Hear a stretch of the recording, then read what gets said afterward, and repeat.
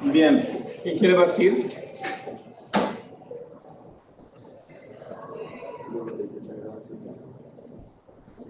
Metafísica, libro Z, capítulo 7.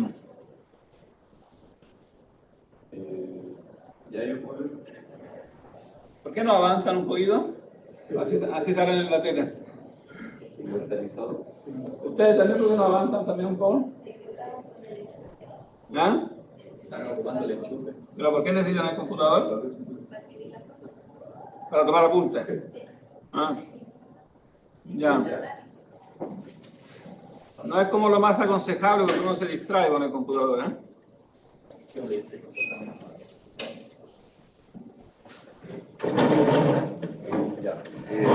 De las cosas, ¿de ahí parto? De ahí, sí. De las cosas que se generan, unas se generan por naturaleza, otras por arte y otras espontáneamente. Y todas las que se generan llegan a ser por obra de algo, y desde algo y algo. Y este último algo lo refiero a cualquier categoría, pues o bien serán esto, o cuánto, o cuál, o dónde. Y las generaciones naturales son aquellas cuyo desarrollo procede de la naturaleza, y aquello desde lo que algo se genera.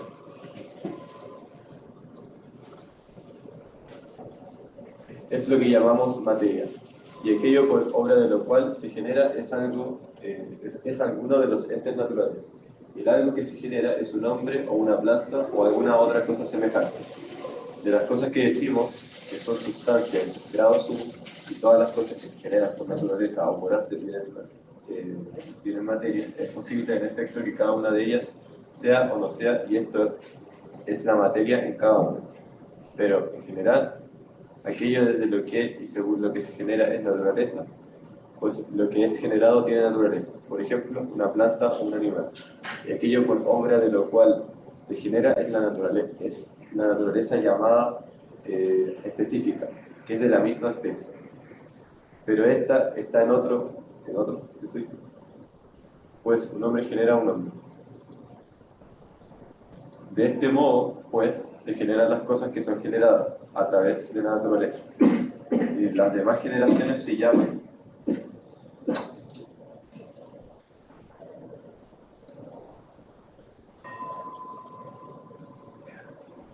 producciones. Y todas estas proceden o de arte, o de potencia, o de pensamiento. Pero algunas de estas se producen también espontáneamente y por casualidad, casi como en las cosas que son generadas por naturaleza. Pues algunas cosas también aquí se generan lo mismo a partir de una semilla que sin semilla. Pero acerca de este trataremos más adelante. A partir del arte se generan todas aquellas cosas cuya especie está en el alma, y llamo especie a la esencia de cada una y a la sustancia primera, pues también los contrarios tienen en cierto modo la misma especie, ya que la sustancia de la privación es la sustancia como la salud lo es de la enfermedad, puesto que la enfermedad es la ausencia de aquella. Y la salud es el concepto que está en el alma y la ciencia, y se produce lo sano habiendo pensado así, puesto que la salud es necesariamente, para que algo esté sano tendrá que haber esto, por ejemplo, equilibrio, y para que haya esto, calor, y así seguirá pensando hasta llegar a aquello que él puede fácilmente producir. A partir de aquí, el movimiento tendente a la salud se llama producción. Así sucede que, en cierto modo, la salud se genera de la salud, y la casa de una casa, la que tiene materia de la que no la tiene. Pues las artes curativa y edificativa son la especie de la salud y de la casa, y llamo sustancia sin materia a la esencia. Así pues, de las generaciones y movimientos, uno se llama pensamiento y otro producción, el que procede del principio.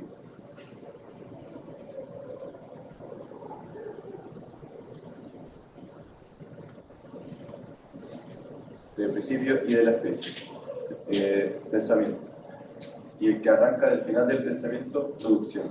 Y de modo semejante se genera también cada una de las demás cosas intermedias. Por ejemplo, así si ha de estar sano, tendrá que equilibrarse. ¿Y qué es equilibrarse? Tal cosa. y esta se efectuará si se calienta. ¿Y esto qué es? Tal cosa. Y esta existe en potencia.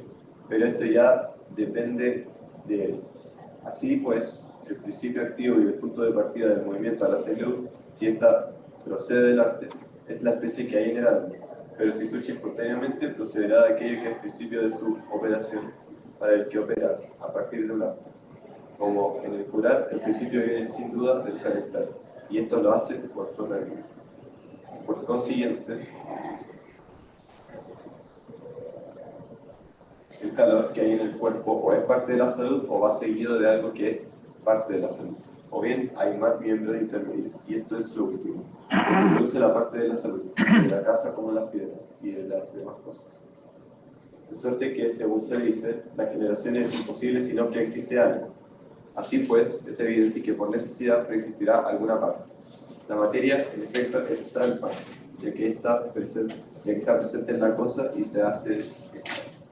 Pero acaso también la de los elementos del enunciado. De ambos modos, en efecto, decimos que son los círculos de bronce, diciendo que su materia es bronce y que su especie es tal figura. Y este es el género en que directamente son puestos. Así pues, el círculo de bronce incluye la materia del enunciado, las cosas que proceden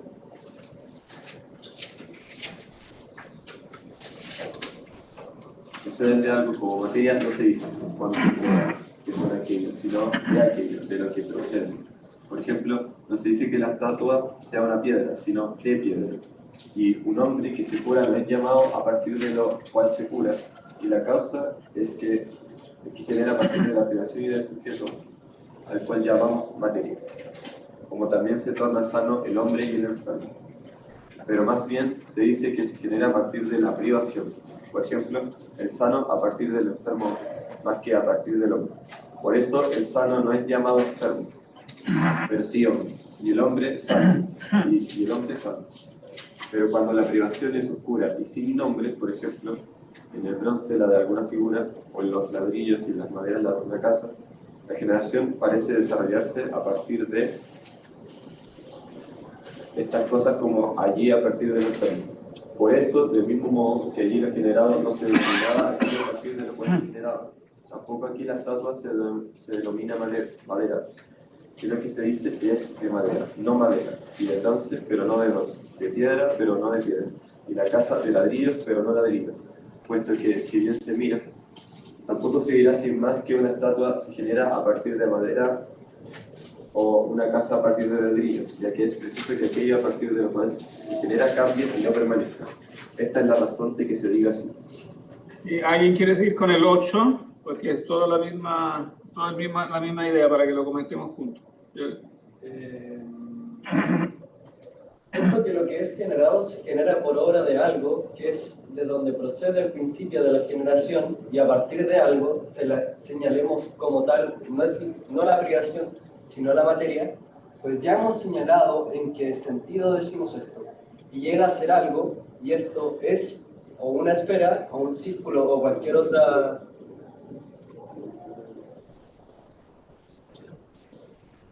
cosa, del mismo modo que no producimos el sujeto, es decir, el bronce. Así tampoco la esfera, a no ser accidentalmente, porque es una esfera la esfera de bronce. Y a esta, si la producimos, pues producir algo determinado es producir algo a partir de un sujeto en sentido pleno. Quiero decir que hacer redondo el bronce no es hacer la redondez o la esfera, sino otra cosa, por ejemplo, esta especie determinada en otro, pues si uno la hace, la hará a partir de otra cosa, pues esta subyacía, por ejemplo, uno hace una esfera de bronce, y la hace porque a partir de esto, que es bronce, hace esto, que es una esfera. Ahora bien, si hiciera también esto mismo, es evidente que lo haría del mismo modo, y las generaciones procederían hasta el infinito. Está claro, por consiguiente, que la especie, o como haya que llamar, a la forma que se manifiesta en lo sensible, no se genera, ni hay generación de ella, como tampoco la esencia. Pues esto es lo que se genera en otro, o por arte, o por naturaleza, o por potencia. Uno hace, en cambio, que existe una esfera de bronce, pues la hace a partir del bronce y de la esfera, y de la esfera. Pone esta especie en esta materia y el resultado es una esfera de bronce. Pero si hubiera generación del ser de la esfera en general, sería algo a partir de algo. Es preciso, en efecto, que lo que se genera sea siempre divisible y que lo uno sea esto y lo otro esto, es decir, que lo uno sea materia y lo otro especie. Por tanto, si una esfera es la figura igual a partir del medio, lo uno de ellas será aquello en lo que está lo que se hace, y lo otro lo que está en aquello, lo que está en aquello.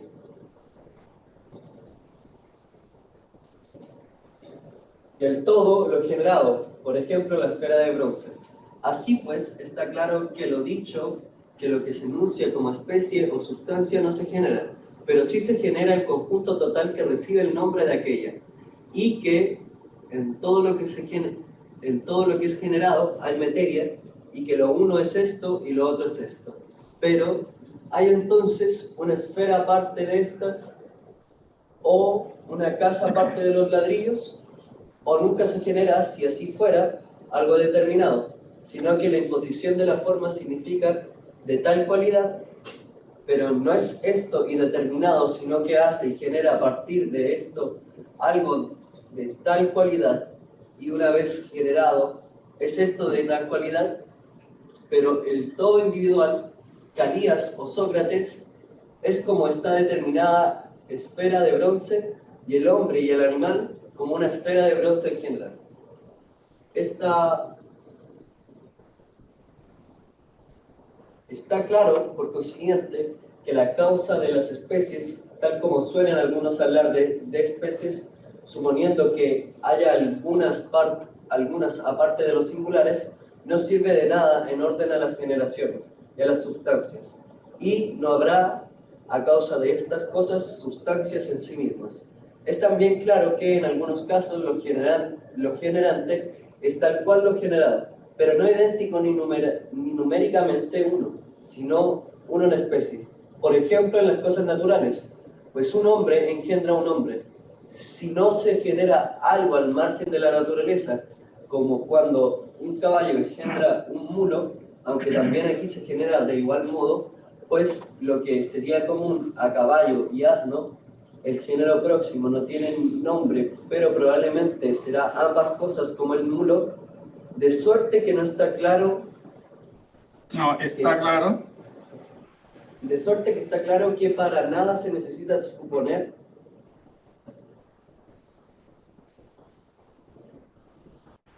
una especie como modelo, pues se requerirán sobre todo en estas cosas, ya que estas son sustancias en grado sumo, sino que basta que lo generante actúe y sea causa de la especie en la materia.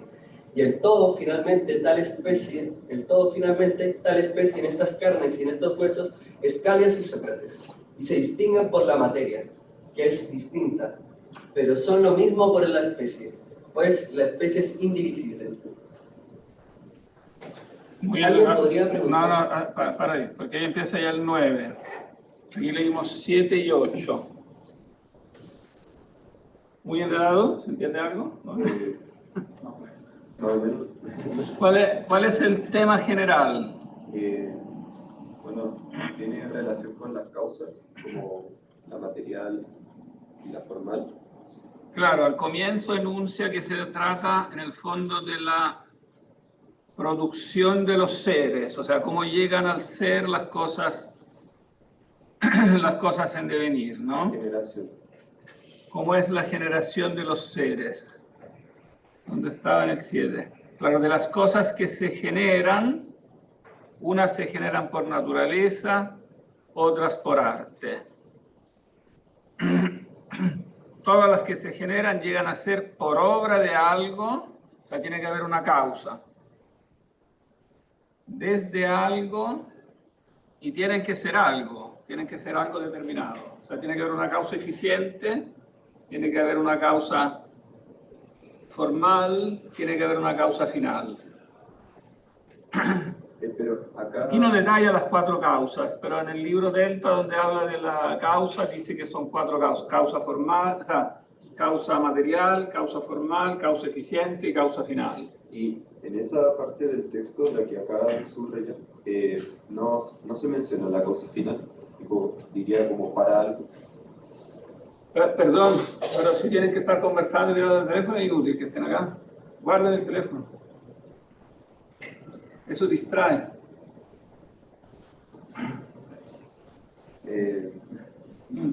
Acá sale enunciada la causa final, que parece que enuncia 3 nombres. Claro, aquí no enuncia específicamente la causa final. Entonces podría decirse que la causa final no es como necesaria para la generación.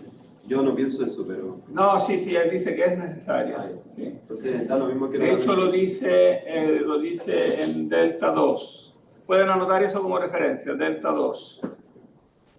Si leen la primera página de ese capítulo, Delta 2, ahí se explica se detallan las 4 causas. Profe, ¿Sí? ¿en qué página están acá para ponerlo mismo? ¿Cómo? ¿En qué página están acá para verlo acá mismo? Página 200 del archivo. Pero acá él se concentra básicamente en la causa formal. No, o sea, la especie, de eso está hablando en todos estos 2 capítulos, la especie en relación con la materia. O sea, que dentro de una materia se inserta la forma, el eidos, ¿no? Que aquí traduce con especie. Entonces, cuando dice esfera de bronce, la esfera es la causa formal y de bronce sería su causa material o la substancia.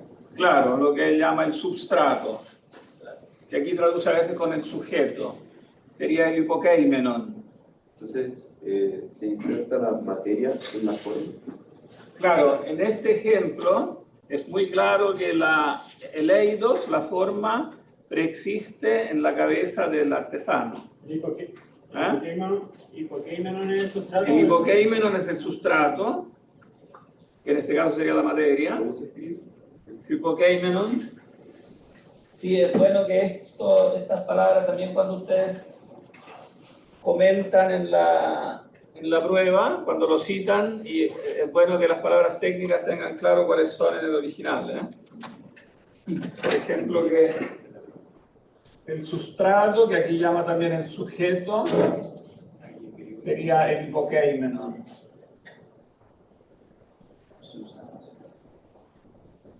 La especie, que nosotros llamamos también forma, sería Eidos. el eidos, claro. Bueno, la materia, en este caso es lo mismo que el sustrato, sería la Biblia. Y el compuesto, que en esta traducción le dice el todo. Sí, o sea, aquello que se compone de la materia y forma, el compuesto, se llama, ¿cómo se llama? No lo dijimos. Synolon. Literalmente sería como el todo junto, lo que se compone de materia y forma. Para Aristóteles, ontológicamente hablando, el conjunto sería distinto que el sustrato y la especie. ¿Cómo? De que el conjunto. Espera que déjame acallar esto porque si no nos vamos a... Ahí, sí, dime. De que el conjunto sería distinto a la especie y el sustrato. Claro. Es que el problema de fondo que se produce es que para él son sustancias los seres empíricos del mundo, ¿no? Pero después cuando se va a preguntar, ¿y qué es la sustancia de esta cosa? Resulta que la sustancia es primariamente el eidos, la forma. De hecho, no sé si se han fijado que en este mismo capítulo que vimos ahora le llama esta la sustancia primera, la proteusía. La proteusía es el eidos. O sea, la causa formal, que tiene que preexistir a la cosa.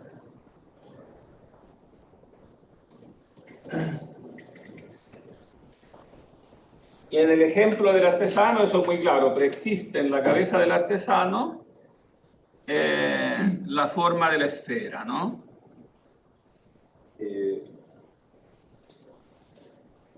Esto igual como que se puede relacionar con la cosmovisión griega, porque para ellos el mundo nunca fue creado, siempre fue eterno. Entonces, de alguna forma la materia siempre existió y la forma, la esencia también, el eidos también. Pero los griegos decían que o sea, Aristóteles, me imagino que aquí está diciendo que la esencia existe antes que la existencia.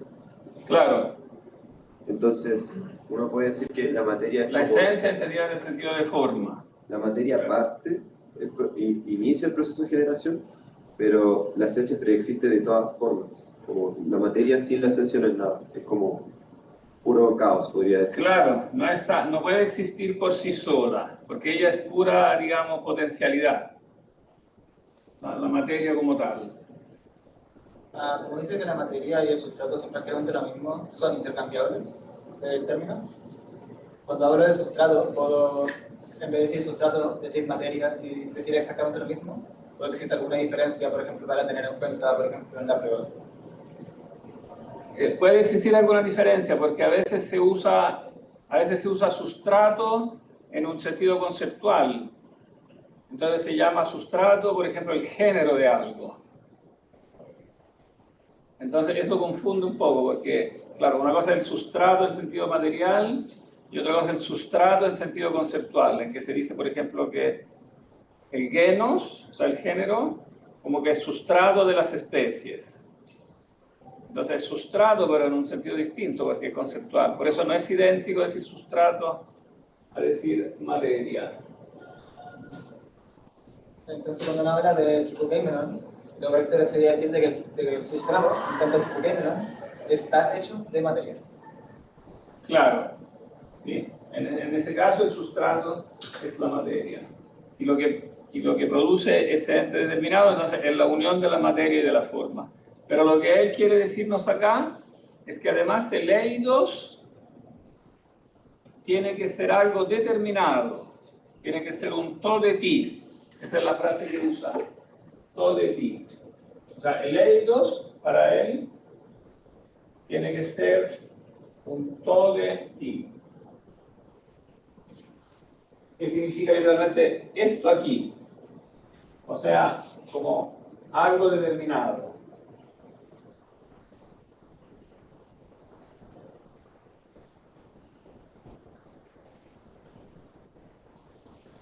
Y por eso dice que no puede ser una idea platónica, porque la idea platónica no es un to de ti, sino que es un toyonde.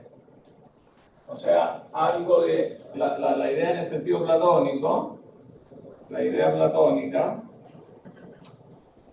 él dice que es un toyonde.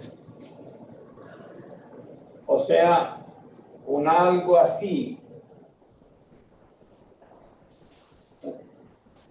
Un algo que es de tal manera. ¿Todo de ti es? Todo de. Todo de ti. Entonces, es delta. ¿Ah? Es delta. Esto es delta. Entonces, ¿toyonde o toyonde? Toyonde, todos juntos. Toyonde es algo de tal manera, o a veces le dice pollón, pero el significado es el mismo. Algo de tal manera. Profe, quería hacer una pregunta con respecto a la manera en la que, a otra manera que creo que usaba Aristóteles para tratar de refutar refutar entre comillas lo de la idea. Cuando habla en el capítulo del principio de la contradicción. Disculpa, perdón. Disculpa, ¿me podrías apagar el aire? El aire me bulla y ya no hace tanto calor. Entonces, cuando... ¿Tiene mucho frío? ¿Está muy helado? No, es más que nada que me bulla. Gracias. Bueno, creo que era en el capítulo 4 habla del principio de no contradicción y después empieza a hablar sobre el infinito que se produciría en las ideas de Platón. Se me vino a la mente que el principio de no contradicción es también una manera en la que podría decir que está tratando de refutar a Platón en el sentido de que si el predicado es la esencia y hay esta cosa que tiene este mismo predicado y esta otra que tiene el mismo predicado y esta otra que tiene el mismo predicado, estaríamos diciendo que, estaríamos como también diciendo, como dice en esa parte del libro, que trireme es lo mismo que hombre, porque si la esencia es el predicado, podríamos decir que esa esencia podría pertenecer a más de una cosa distinta. Por ejemplo, Claro. entonces, ¿se puede ocupar ese también como argumento en la prueba de que esta es una de las maneras en las que Aristóteles trata de refutar la idea de la... No. Eso no. No, yo diría que eso lo que dice ahí es sólido y está de acuerdo con las ideas. Claro, que de cada cosa tiene que haber un eidos, una forma que es reflejada por un logos, por una definición. O sea, nuestras palabras, nuestros conceptos tienen que corresponder a la forma que las cosas realmente tienen que corresponder al eidos.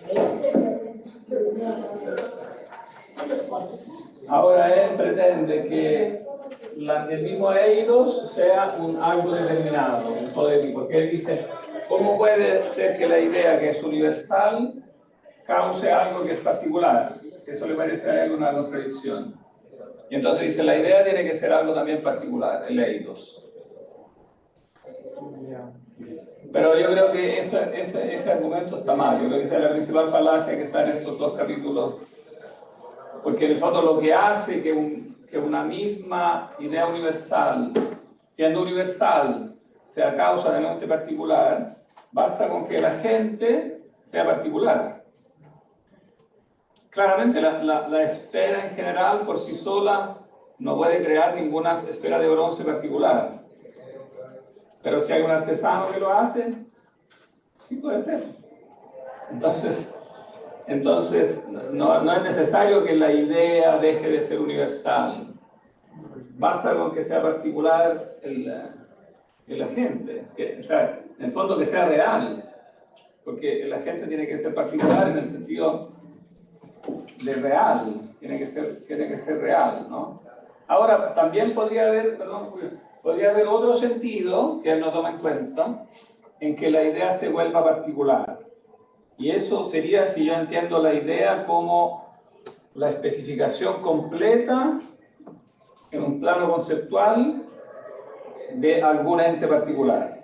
O sea, por ejemplo, si yo digo, la esfera de bronce que se fabricó en Santiago a las 6 de la mañana en la oficina de Pedrito, que está en la calle Alameda 553, ahí yo tengo una definición en el sentido puntual, o sea, es un todo de ti en el sentido conceptual, que corresponde precisamente a ese ente real que define individualmente. Pero este sentido del todo de ti no está en Aristóteles. Él habla de todo de ti simplemente como algo particular, y entonces las ideas se le vuelven reales, porque se le vuelven algo particular dentro de esa sustancia particular. O sea, él tendría razón si quisiera decir que la idea necesita particularizarse para individuar un ente particular. O sea, ser la forma particular de un ente particular. Pero siempre y cuando distingamos la forma en el sentido conceptual de la forma real de la cosa. No sé si se entiende.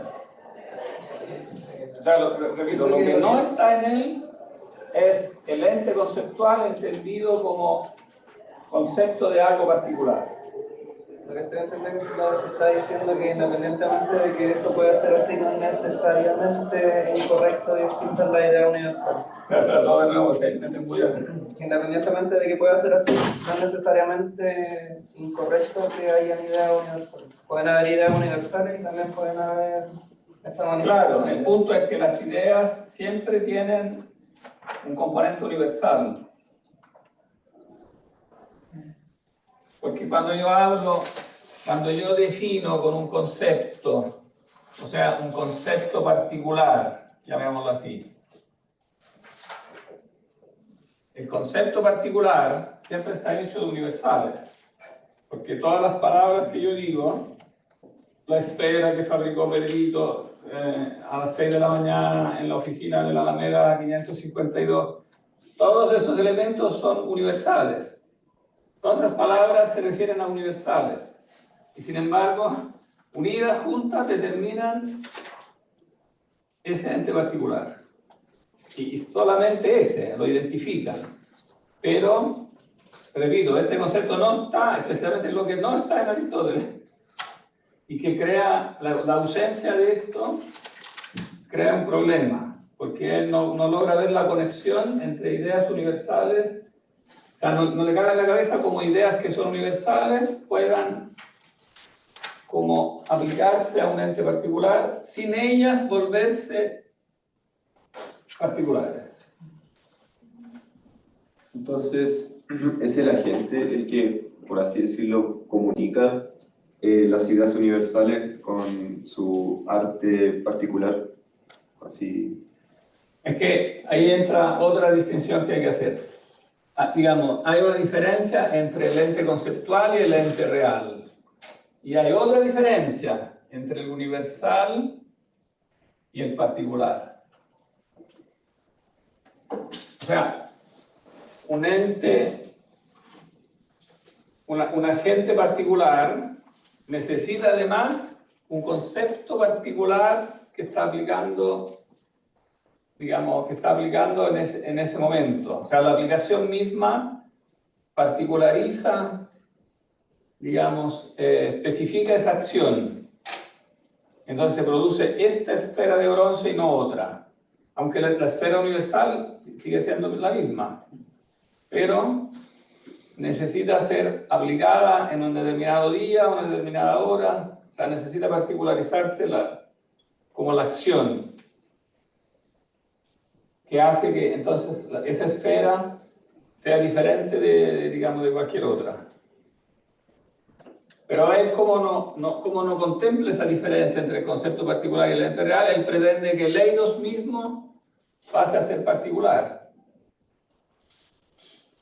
Pero eso le genera una contradicción, porque después está obligado a admitir que dos cosas son la misma en especie. Entonces, el concepto... Claro, o sea, la especie es particular, pero dos cosas son la misma en especie. Claro. Entonces, el concepto particular, así como se relaciona con la forma real de algo, así como esta esfera de bronce, proviene de un concepto particular, por así decirlo. Claro, proviene de un concepto particular. Y ese está situado en el ámbito real. Pero el concepto particular sigue siendo un concepto. Entonces pertenece al mundo de lo conceptual, de lo universal. Es un aparente como contraintuitivo, porque parece que lo particular es solamente lo real. Pero puede haber algo particular en el sentido conceptual. Porque si no introduzco ese anillo de conjunción, no hay conjunción efectivamente en el mundo, entre el mundo de las ideas y el mundo de los particulares. Porque de hecho de ahí viene un problema que será secular en la escuela platónica, se seguirán preguntando durante siglos dentro de la escuela medio platónica sobre todo, si Dios conocía los particulares. Porque si Dios es el lugar de las ideas, si Dios es la mente que contiene las ideas, y las ideas son universales, pareciera que Dios entonces no puede conocer los particulares.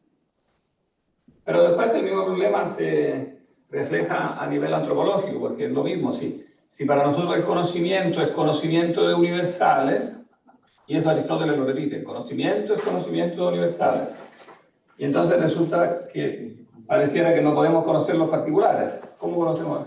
El conocimiento por definición es conocimiento de particulares, entonces de eso por lógica se saca que no podemos conocer los particulares. Entonces, se podría decir de que si el particular, en este problema, si el particular está compuesto de universales, el conocimiento, los conceptos particulares se construyen a partir del conocimiento. Claro, se construyen a partir del conocimiento de universales, pero los universales pueden determinar perfectamente los particulares. Para Aristóteles, una suma de universales nunca determina un particular, porque como que no hay paso, él parece pensar que no hay paso entre lo universal y lo particular, pero esto es falso. Una suma de universales sí puede determinar un particular. Y entonces por eso lo que individúa finalmente el particular es la forma, es la idea que se refleja en ese particular. Pero sin renunciar al hecho que cada idea tomada por sí misma es un universal, se remonta que lo universal es necesario también para fundamentar la creación del particular. Porque si no, las palabras que yo uso, todas ellas no tendrían sentido. No tienen que tener sentido y aplicarse a los entes particulares para distinguirlos en especies, pero además para distinguirlos unos de otros.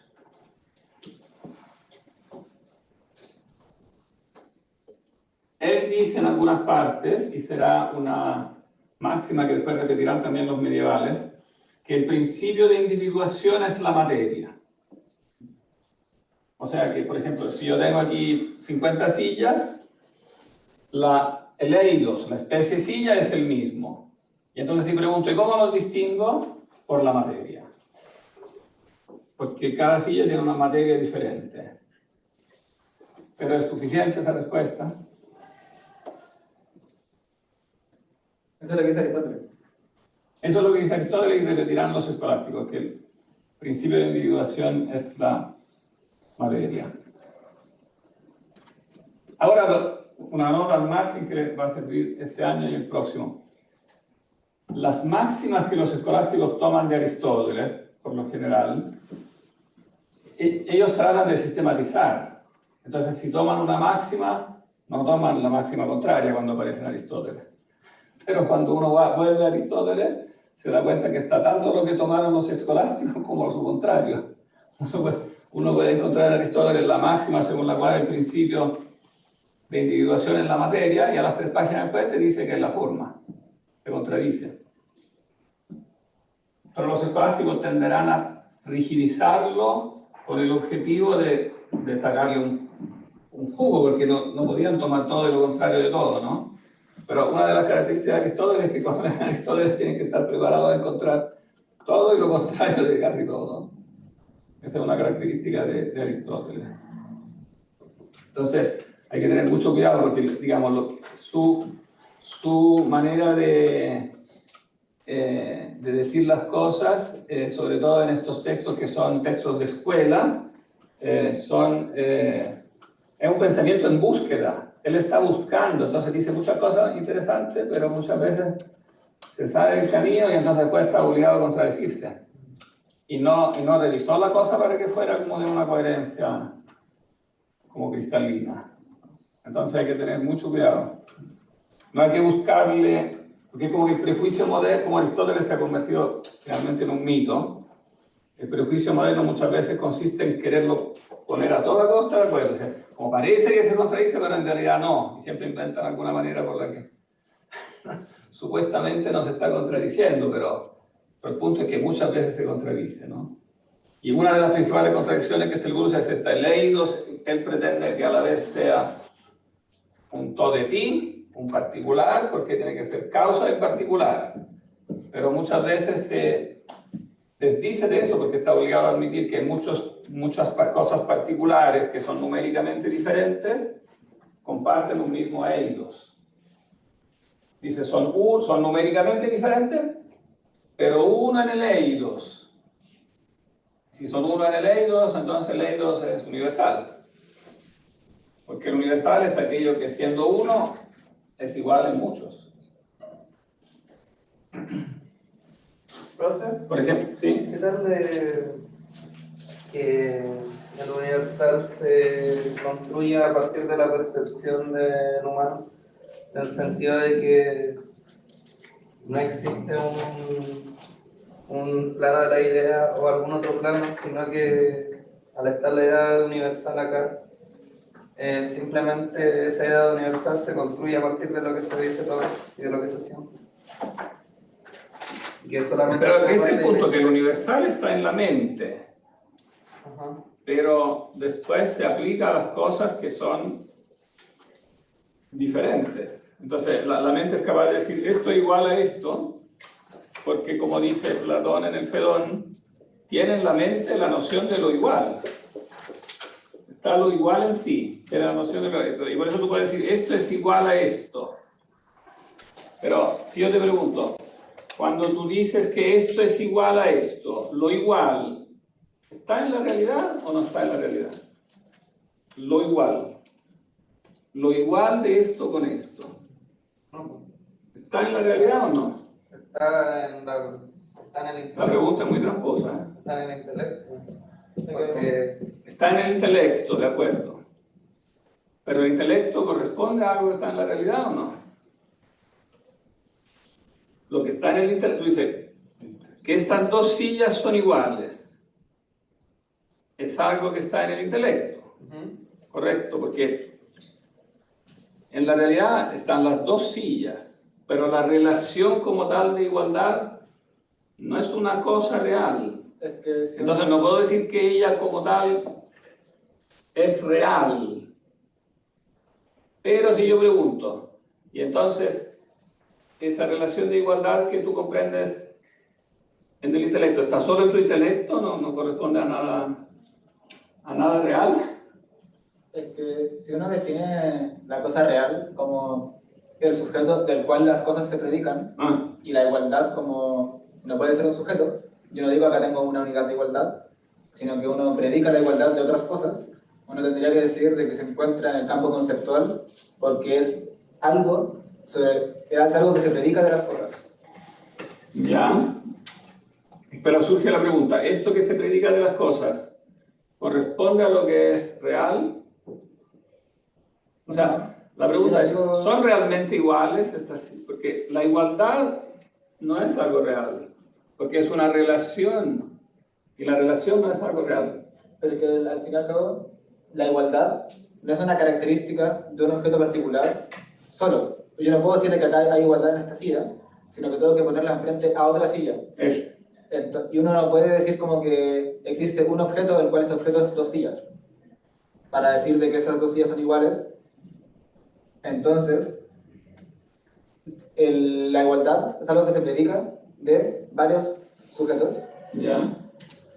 y por ende tiene que ser distinta a esos sujetos. Eso, perfecto. Y entonces hay algo, entonces existe algo que es mental y no es real y es distinto a esos sujetos.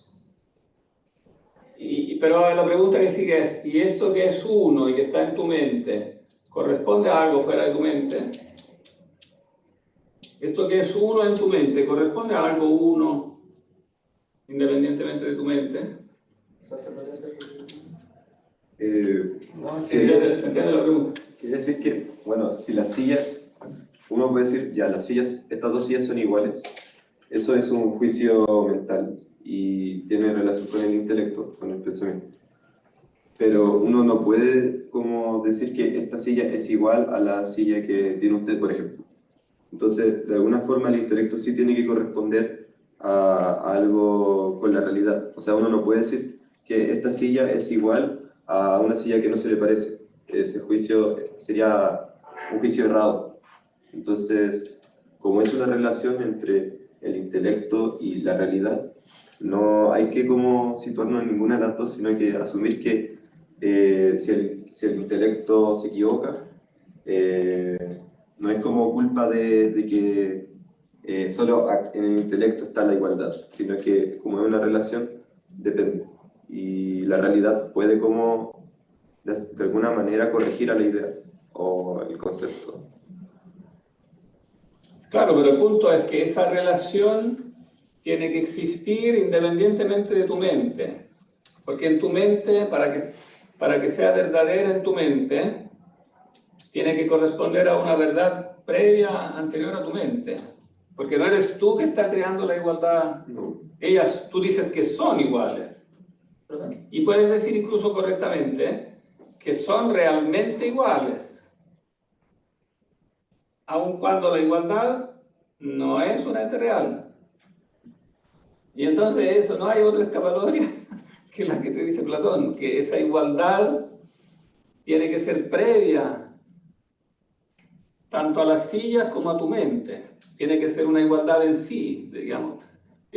Tiene que haber una silla en sí, una idea de silla, que está en la raíz de las dos sillas que hace que ellas sean iguales. Y esa igualdad capta tu pensamiento. Si no, tu pensamiento captaría una relación inexistente. ¿Entiendes? Que la idea, lo que trato de mostrar es que el argumento platónico es irrefutable. Si tú rechazas la idea, necesariamente te contradices. Uno podría definir correctamente, por ejemplo, a la persona, al ser humano, como sujeto pensante, o sea, un objeto material que piensa. Entonces se encontraría esa igualdad dentro de un objeto, pero ese objeto no es la silla, sino el otro objeto, el otro sujeto que está predicando algo sobre la silla. ¿Qué serías tú? ¿Sí?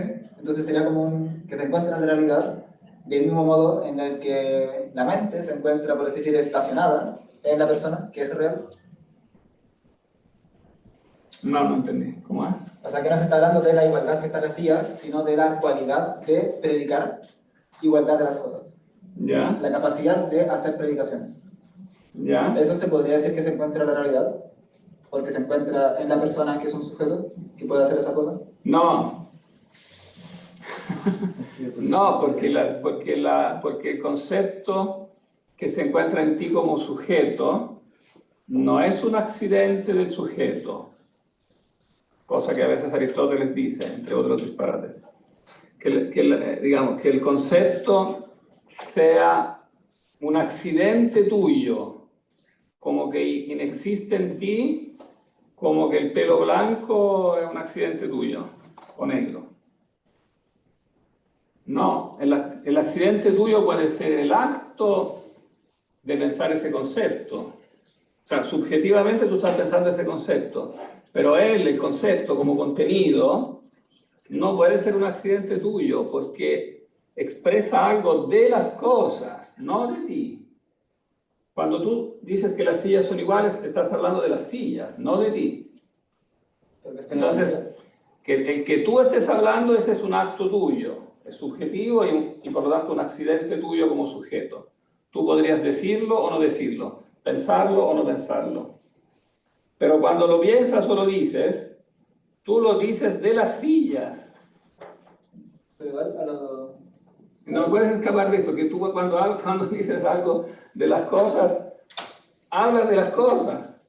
Pero eso no se ve desde el punto de vista de que, por ejemplo, el campo conceptual es en general, cuando uno, creo que decía antes este tema de si se encuentra en mi mente o en algún otro lugar, se podría entender ese otro lugar como si uno piensa el pensamiento conceptual como algo, una capacidad humana. Entonces, ese campo conceptual que sería como una especie como de intersubjetividad que contempla todas las subjetividades, por así decir, pensantes. Entonces uno pensaría de que el campo... Claro, este mito de la intersubjetividad es otra cosa inventada para refutar las ideas platónicas. Pero, ¿qué significa intersubjetividad? Cuando tú dices, tú y yo estamos de acuerdo en decir que estas sillas son iguales. Hay una intersubjetividad. ¿Y qué hemos resuelto con esta palabra, intersubjetividad? Significa que ambos estamos diciendo la misma cosa. Y entonces, significa que ambos estamos viendo con la mente el mismo concepto. Y que con este internos, estamos viendo ambos la misma cuestión. Pero el punto es que la cuestión es esa misma. La que la estamos viendo los dos al mismo tiempo con la mente, pero la cosa esencial es que la cosa es la misma. Que sea intersubjetiva entre nosotros dos, entre 500 millones, entre nosotros y los gatos, eso es accidental. El punto en que en el momento en que tú lo piensas, o lo hablas, o lo compartes con una persona, o con 10 millones de personas, con toda la especie humana o con los marcianos, el punto es siempre el mismo, estás viendo el mismo concepto. Y el concepto es algo que tú estás dando por verdadero y que no es algo real. Es algo mental, pero que es. Cuando Platón te dice que es en sí, te está diciendo que es. Ser en sí significa que es sin más. O sea, es en sentido absoluto. No le puedes quitar el ser a esa cosa. Le puedes poner 1000 palabras, le ponen de todo, han inventado de todo, pero no se sabe de ese escollo, porque el escollo donde nuestro pensamiento engancha, no tenemos otro. Entonces, pero que igual el problema, yo creo que lo que intenta hacer ese tipo de conceptos, como intersubjetividad, es bajar el nivel ontológico, si se quiere, del concepto como tal. Porque Claro, si uno intenta habla bajar, exactamente, intenta bajar en el nivel ontológico. porque uno lo que está diciendo ahí es que el concepto, en tanto es mental, existe porque existen mentes. Sí, y eso es correcto. Entonces, si uno se fuese a imaginar un universo en el que no hubiese seres vivos, algo que no existiesen, no existirían los conceptos, por ejemplo, porque no es que el concepto se encuentre en las cosas en sí, sino en los seres mentales que predican cosas en los objetos. Entonces uno estaría diciendo que el concepto es algo que se predica, y que si tiene que haber alguien que predique el concepto, entonces el concepto se encontraría en el ente que predica, y si ese ente no estuviera, no habría concepto. Correcto, pero hay una falacia. Es correcto lo que dices, pero hay un punto débil. ¿Cuál? A ustedes se lo pregunto. Como pregunta de fin de curso. O sea, imagino que si uno toma, por ejemplo, la filosofía medieval, estaría el tema de Dios, de que existe independiente. No es necesario llegar a la filosofía medieval. Supongo que la falacia Ya podría basta ser con Platón. Ya basta una con Platón. falacia tipológica. ¿Ah? Podría ser una falacia tipológica. Esa es la demostración platónica de la existencia de Dios. Los medievales no harán nada más que hacerle unos retoques. O sea, el tema del verbo. ¿Ah? El tema del verbo. Y en general el tema del mundo de las ideas. ¿Qué es el mundo de las ideas? Es una mente, tiene que haber una mente que piensa estas ideas que existen en sí, y entonces tiene que haber una mente que existe en sí.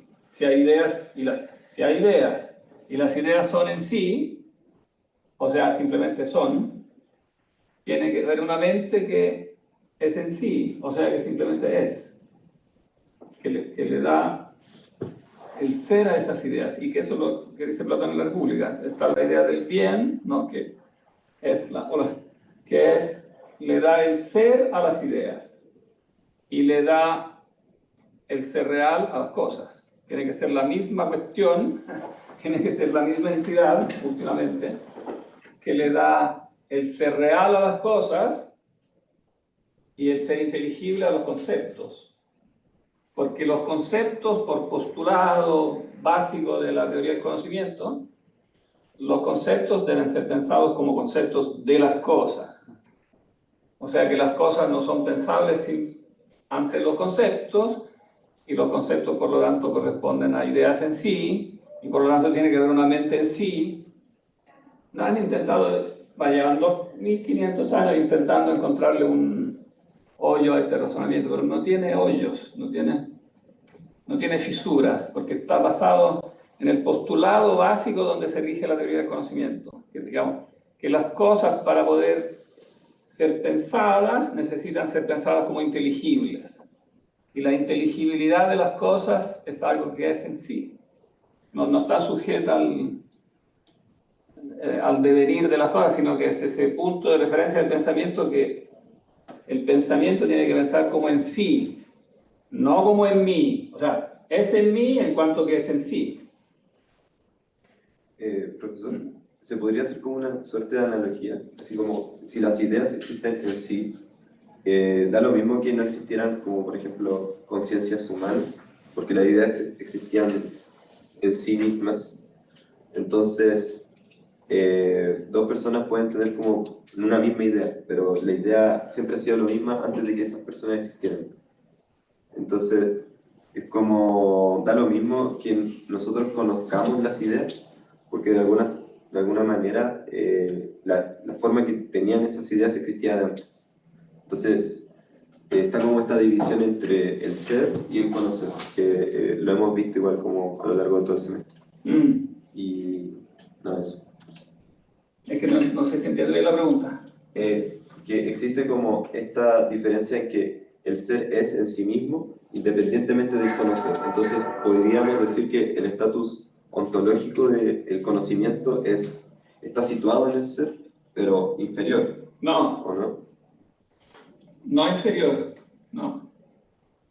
No, el punto clave aquí es entender que el ser no es concebible, sino es también inteligible. Ah, ya. Que no se puede concebir el ser como no inteligible, porque es directamente contradictorio. Tú estás pensando el ser como no pensable, y no puedes hacer eso. Entonces la única conclusión de esa reflexión es que ser pensado y ser real son cooriginarios.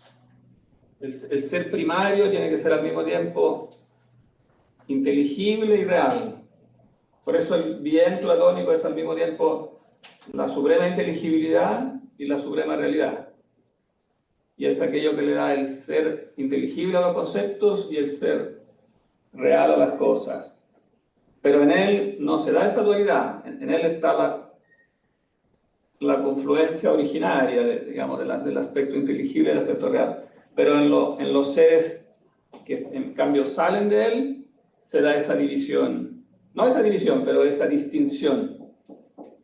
Esta distinción entre lo real y lo conceptual, que se refleja en esta diferencia entre el eidos y la materia, ¿no? En otras palabras, se da en nuestra experiencia, o sea, es primario, si tú analizas la experiencia humana del conocer, es primaria esta diferencia entre lo sensible y lo inteligible. Entre lo que tú conoces como por experiencia sensible, ¿no? y el concepto que le aplicas. Hay una dualidad necesaria.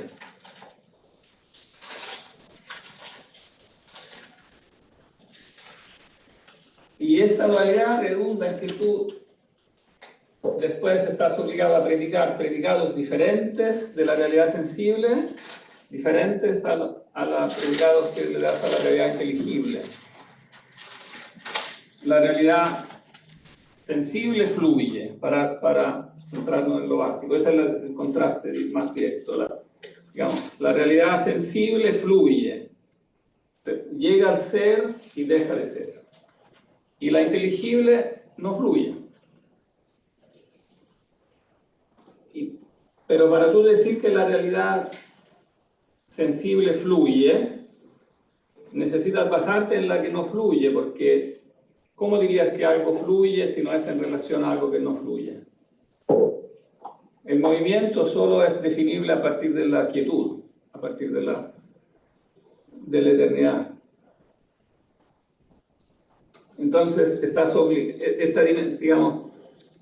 duplicidad de la dimensión de lo real aparece en el análisis más básico que tú haces de la estructura del conocer, que tú conoces algo que fluye a raíz de algo que no fluye. Y este algo que no fluye no puede ser tú mismo, porque tú mismo fluyes. Y entonces tiene que ser alguien más que no fluye. Y eso es lo que se llama Dios. Tiene que haber algo que no fluye, que justifique la existencia de la inteligibilidad de lo real, que lo real es inteligible. Y que cuando Platón dice que eso es separado, lo único que está diciendo es que tiene que ser una dimensión del ser que tiene que ser distinta de lo sensible, no que tiene que ser separada en el sentido que tiene que haber tantos metros de aquí al cielo, digamos.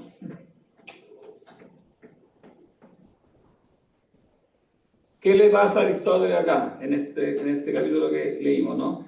Él no tiene, como han visto, hay dos ejemplos diferentes de producción. Una producción es la producción del artesano, la producción humana. Ahí es muy claro en decir, hay un eidos que es anterior, ¿no? Y que se aplica como que se entra en esa materia, ¿no? El artesano tiene la esfera, la idea de esfera en la cabeza y la mete en la materia. Entonces hace una esfera de bronce. Y ahí no le crea problema a la preexistencia de la idea, porque la presencia de la idea le vas a decir que está en la mente del artesano humano. Pero cuando vas a hablar del hombre, dice que el hombre genera el hombre, y por lo tanto la forma del hombre, claro, preexiste, porque él entiende que tiene que preexistir la forma, porque si es causa, tiene que preexistir. Entonces tiene esta genial, entre comillas, inventa esta genial salida, dice, ya, preexiste. ¿Cómo preexiste la forma del hombre? En el papá. En la mamá no, porque según la visión biológica antigua, toda la forma estaba en el papá. La mujer estaba equiparada a la tierra, donde cae la semilla. ¿No? O sea, la semilla está en el hombre, así como yo tiro una semilla a la tierra, la mujer era simplemente considerada como la tierra, que, digamos, que acoge la semilla, ¿no? Entonces, la forma está en el papá. ¿Qué es lo que dice acá? ¿No? El hombre genera el hombre. ¿Cuál es la falacia de ese razonamiento?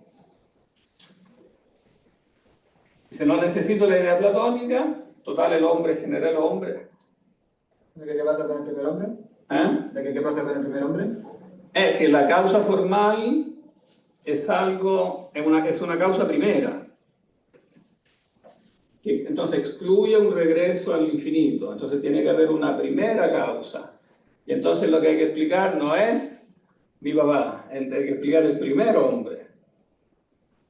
Y entonces en el fondo eso él lo pasa por alto, en el fondo asume como que el mundo es eterno, por lo tanto que las especies son eternas, en el fondo que no hubo un primer hombre. Pero si yo digo que no hubo un primer hombre y la causa primera del hombre, esto es lo mismo que decir que no hubiera una causa primera. Entonces es contradictorio al concepto de causa primera.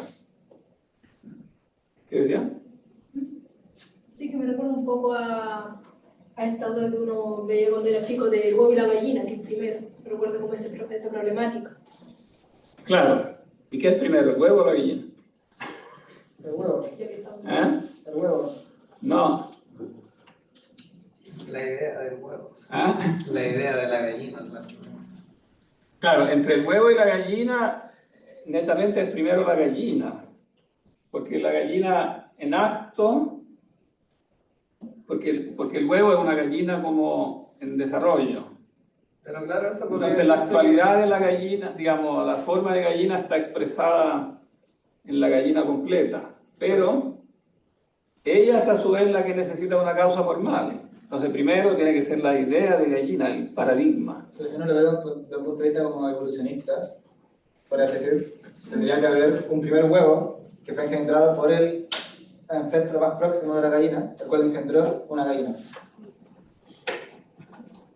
Y al mismo tiempo podría, con respecto a lo que usted está diciendo, ahora hablar sobre lo del acto en potencia, el acto y la potencia. Entonces el huevo está en acto siendo huevo, pero en potencia Claro. también estaría siendo gallina porque es para lo que va. Es como Claro, o sea, sí, otra manera de decir que en el fondo el problema no es que es primero el huevo o la gallina. El problema es si la causa formal entendemos que es externa a ambos.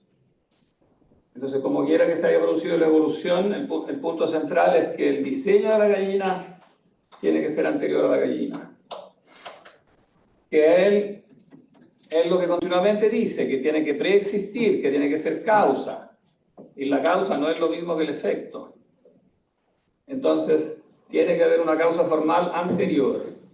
Es interesante que se le escapa en un capítulo de otro libro, incluso la palabra paradigma, que es la palabra platónica que él aquí rechaza. Dice, no es necesario, dijo en este capítulo que leemos ahora, no es necesario que postulemos un paradigma de las cosas, porque el hombre, de las cosas naturales, porque el hombre genera el hombre. Y sin embargo, cuando define Leidos en el libro Delta, en Delta 2, lo voy a mostrar porque ese es un lapsus freudiano, ¿no? Ahí le aparece la palabra paradigma de su padre Platón que él quisiera renegar, ¿no? Pero del subconsciente profundo ahí aparece, ¿no? Es delta 2, como 1037. Claro, porque aparte estos capítulos no los escribió él, sino que eran sus clases. Claro, son sus clases y son básicamente enseñanza oral, aunque seguramente han sido editados, etcétera, ¿no? Pero en la enseñanza oral de pronto salen cosas que uno no tiene previstas. Profe, entonces, cuando esa distinción entre podeti y pollón de o pollón, a lo que está diciendo que podeti diría que leidos es una cosa que está hecha de esta forma determinada, y el poieti, digo, y el pollón, sería que esto está hecho a la manera de este modelo. ¿Sería alguna distinción? Pero un segundo, déjame encontrar este pasaje porque encuentro que es interesante tenerlo presente. Libro quinto, que sería Delta 2. Justo al comienzo, cuando este capítulo es importante porque es donde habla de las causas, que ustedes me preguntaban antes dónde habla de eso, ¿no? Porque ahí en Z no las menciona todas, pero aquí sí. Se llama causa, en un primer sentido, la materia inmanente de la cual algo se hace. Por ejemplo, el bronce es causa de la estatua, o sea, la causa material, ¿no?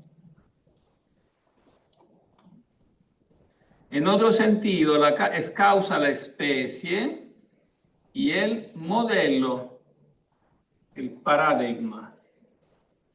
Y este es el enunciado de la esencia y sus géneros. O sea,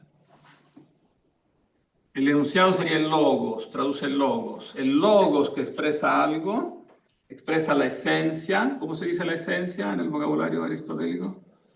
Usía. ¿Eh? No, cuidado. Usía es lo que vamos traduciendo con sustancia.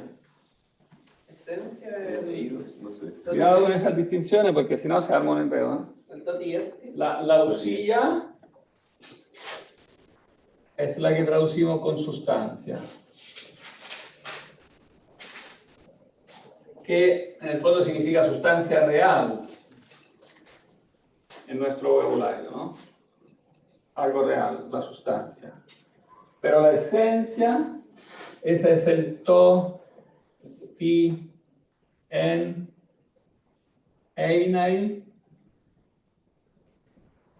más dativo, o sea, para, como el ser para algo. Esto es la esencia, que puede ser tomada en el sentido de esencia pensada, digamos, esencia inteligible, que es lo que es expresado, lo que el logos expresa. O sea, el logos dice la esencia de algo. Y aquí me está diciendo que lo que dice la esencia de algo, el logos que expresa la esencia, también se le puede llamar modelo, paradigma. ¿Qué palabra hay más platónica que esa? El eidos es el modelo de la cosa, es el paradigma. Es algo que entonces no puede ser lo mismo que la cosa, digamos. La causa formal es aquello que dice cómo debe ser la cosa, que por lo tanto es precedente a la cosa, es trascendente respecto a la cosa, que no se genera, insiste en todo el capítulo octavo, también en el séptimo y octavo que leímos hoy, que la especie no se genera. Cuando lo que se genera es el sínodo, el artesano hace la esfera de bronce, que es un compuesto de materia y forma. La materia la tiene ahí, no se genera. Y la forma, menos. La forma tampoco se genera. Lo cual dice que la forma es una causa primera. No es algo que es primario. Aquí lo dice de un modo un poco extraño, ¿eh? Miren, porque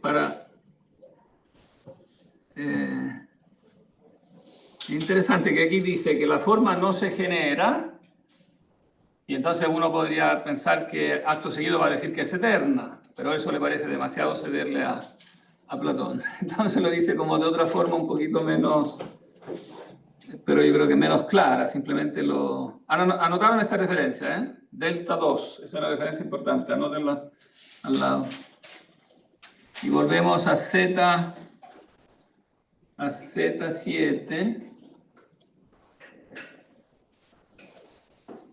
donde dice algo para demostrar que la forma no se genera. Algo que subrayamos. A ver.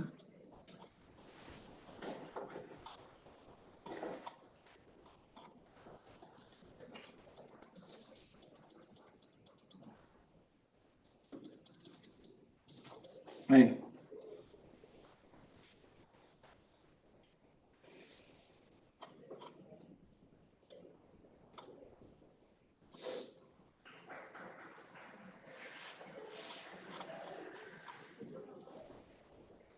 Ve cómo dice, está claro por consiguiente que la especie, o como haya que llamar a la forma que está en lo sensible, no se genera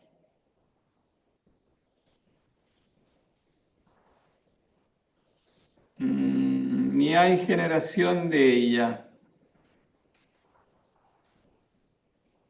Pero la demostración, o supuesta demostración, la había dado antes.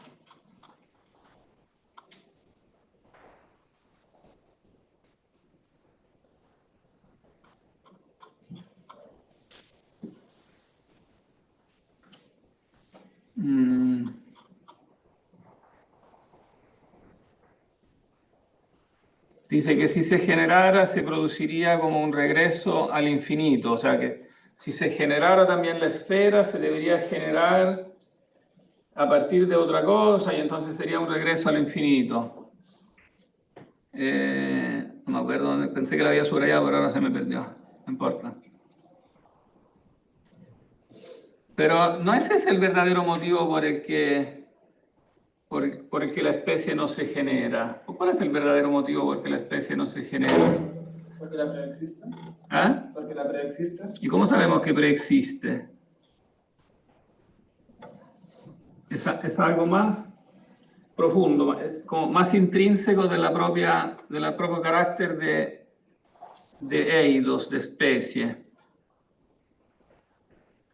No es simplemente que produzca, porque él dice, si produjera también la esfera, entonces la produciría de algo y se produciría un regreso al infinito. Lo dice, ahora no lo encuentro.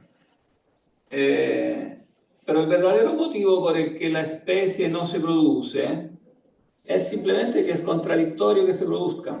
Cuando yo la pienso como ente mental, pensar que ella se produce es en sí mismo contradictorio, porque cualquier cosa que yo digo de ella delata que ella misma en sí no cambia, que sigue estando delante de la mente tal cual. Una vez que yo la pienso, una vez que yo pienso el concepto de gato, lo defino como tal, como esencia inteligible,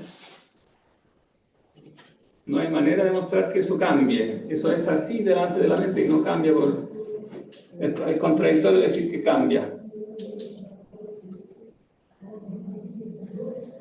Porque cualquier cambio, porque precisamente por lo que decíamos antes, porque cualquier cambio que yo postulo necesita un punto de referencia. Y el eidos es ese punto de referencia. Entonces decir que el concepto de gato cambia, no se puede, porque para decir que cambie, tengo que comparar esa entidad mental con otra entidad mental. Y decir que ha cambiado, pero en realidad lo que yo tengo son dos entidades mentales que existen tal cual delante de mi mente, no es que una haya cambiado.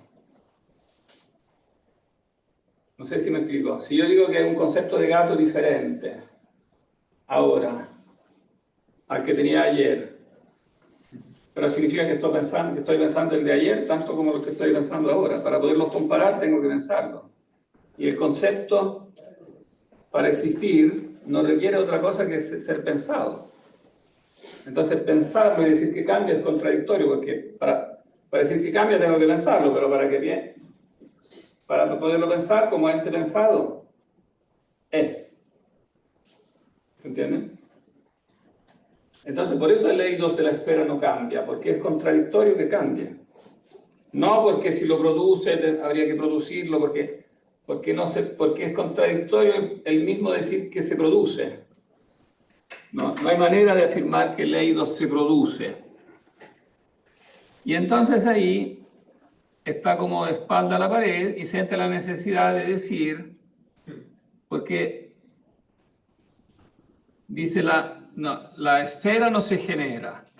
Y entonces hay una esfera aparte de estas o una casa aparte de los ladrillos. ¿Qué está preguntando ahí? ¿Se entiende? ¿Qué quiere decir con una esfera aparte de estas? De que la esfera de bronce tendría que ser distinta a la redondez y al bronce. Claro, y en otras palabras tendría que ser una... ¿Casa sin ladrillos? ¿Se entiende qué quiere decir con este aparte? Aparte de estas. Aparte de la materialidad. Claro, o sea, separada. O sea, lo que está preguntando aquí es, entonces debería haber una idea platónica de esfera o una idea platónica de casa.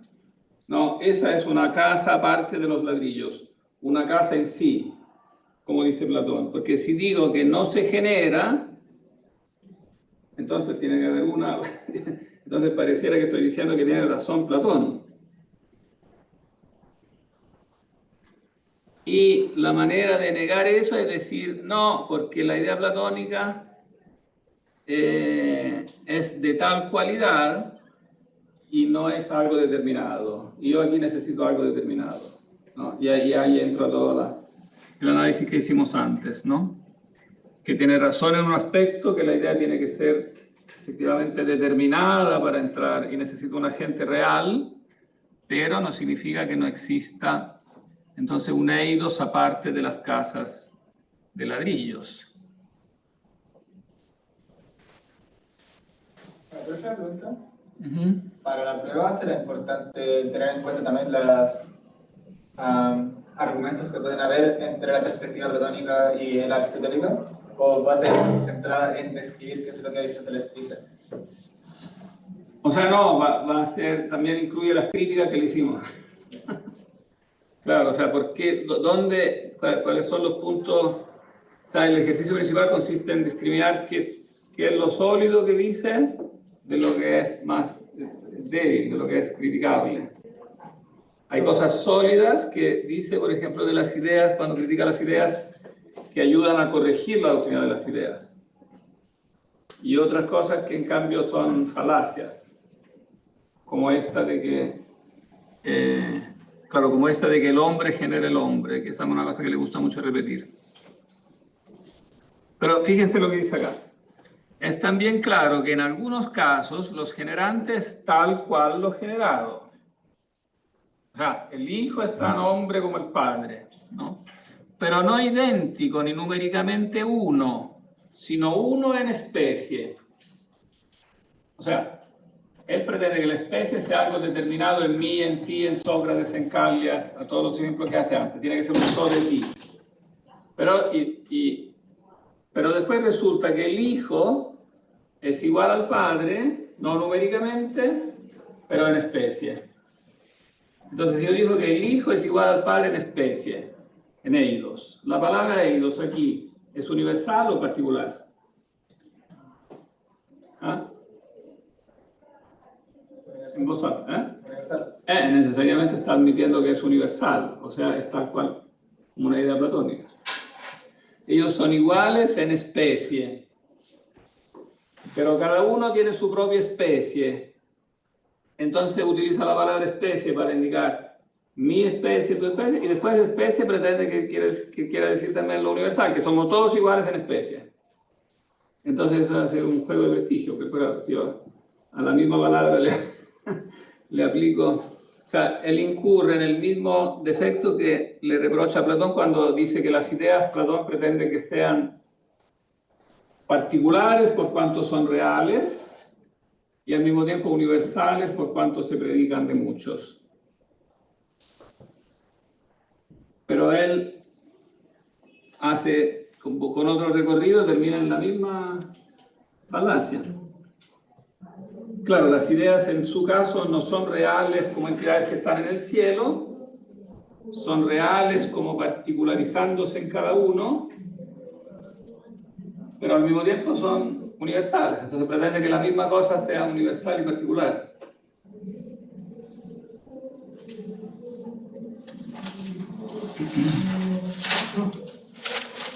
Bien. Mañana terminen de leer el libro este libro Z, que al fin y al cabo gira todo en torno a esto mismo que dijimos ahora. Entonces ahora yo creo que lo pueden leer sin problema, porque mañana me gustaría leer 2 capítulos del libro Lambda, que es donde habla de las sustancias separadas. Entonces ahí habla de un tipo particular de sustancia que no son compuestas con la materia, y entonces es la parte, digamos, propiamente teológica, donde él habla de estas como formas separadas, y bueno, no es fácil intentar ver cuál es la relación entre ambas, pero lo vamos a intentar. Entonces, mañana va a ser la última clase, ¿no? Mañana sería la última clase, sí. Profe, ¿y la prueba va a ser semejante a la de Platón en tanto como 3 preguntas, o va a ser más larga o más o menos semejante? Sí, como 3 preguntitas. Es importante que impriman el texto, este mismo texto, para que tengan todo el mismo texto de la metafísica. El jueves, después de la prueba, ¿hay clases? Es Gredos, pero no es Gredos de la serie normal. Este archivo Gredos es diferente a la serie porque es trilingüe. Tienen que venir con el trilingüe porque es necesario que citen las palabras en griego. Y también para que sea igual para todos, porque la otra que no es trilingüe tiene muchas más notas. Entonces sería una desigualdad en como el material que tienen a disposición. Tienen que venir con esta que tiene pocas notas, pero tiene el texto griego para entretenerse y el texto latino. Pero no es solo para entretenerse, sino que es para citar efectivamente todas estas palabritas técnicas. Entonces, porque aquí si no, no se entiende de qué se está hablando. Bien. Después, no sé, mañana vamos a ver si mañana vamos a ver Lambda y después podemos hacer otra reunión online para algunas preguntas, si quedan preguntas pendientes. Profe, pero en el caso, por ejemplo, bueno, no sé cuánto vaya a salir, porque igual me imagino que es largo ese. Yo creo que yo tengo un grado de metafísica, pero. O sea, pensaba que podía venir con ese. No, porque ese no tiene el texto griego, No, tiene pero tiene muchas notas. Entonces, claro, es diferente. O sea, las notas las puedes ocupar en la casa, pero en clase es mejor que tengan todos el mismo material de base, sí. Igual se puede separar el PDF por los capítulos que hemos visto, así no se imprime todo el libro, porque igual hay capítulos que no van a salir. Claro, tienen que ver bien qué entra. Fíjate para imprimir lo que entra nomás. Sí, tienen que... Sí, es como 1/3 más o menos del libro. Así que... Bien. ¿Por qué no me guarda eso? Sí. Eso, entonces mañana impriman, si es posible, vengan ya con el libro Lambda ya impreso, si se puede. Profe, ¿el jueves después de la prueba había clases o no?